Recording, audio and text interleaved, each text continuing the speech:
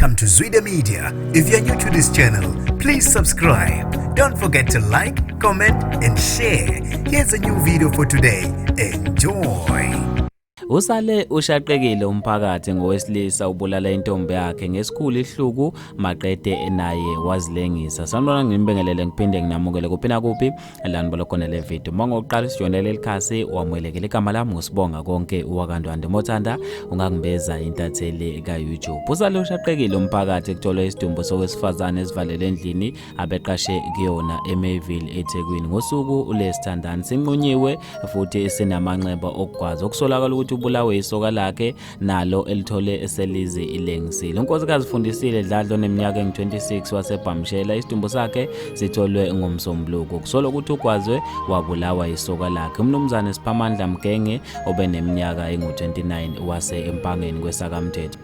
Lezi ithandana kube ukuthi bezinezinyanga ezimbili nje vo zeqale ukuthandana. Kube ukuthi beziqashe emzini owodwa khona eMayville kodwa zihlala ngokwehlukana. Lo wesilisa kube ukuthi ubulala intombi yakhe maqede wabaleka waya kubo empangeni nala naye afike azibulala khona endlini kamalume wakhe ngokuzilengisa. Ethi into udadewabo kaFundisile unkosikazi Nomvelo Dladlo uthe uthole ucingo belimazisa ngosekwenzekile esemgungundlovu lapho asebenzela khona. Uthe ngicina ukukhuluma nodadewethu ngomgqibelo ntambama emva kwalokho ucingo lakhe belingasangena. Abahlala naye bathe umufi wayihambe nesoka lakhe beyiphathini yayiseblula kuno ngomgqibelo babuya ebusuku. Engisola ukuthi ke uFundisile wabulawa ngawo lowo mvalela endlini kusho yena unkosikazi Dladla. Kuthiwa ke kufika umlayezo obuphuthuma othi somphakathi ukuthi akuyobhekwa endlini kaFundisile obuqhamuka kumalume wendoda njengoba itholakale nayo isizilengisile. Bathe babe nokusola ukuthi kungenzeka ukuthi la suka khona